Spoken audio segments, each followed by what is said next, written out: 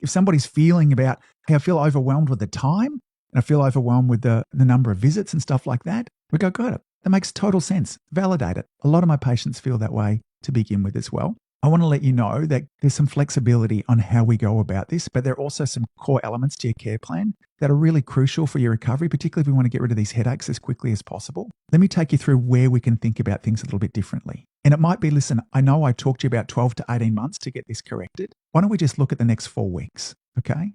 Like, got it. And there's no change in frequency of duration at that stage there too. But what we've done here is that we've just, we've offered an alternative. And sometimes that's all it is just bringing the goalpost a little closer. And then as we do that, we also want to start to educate in around this. We want to make sure that we're talking about what are the consequences. If we bring it back to 4 weeks, I want you just to understand there too, this is our expectations. I don't expect there to be any differences in your posture.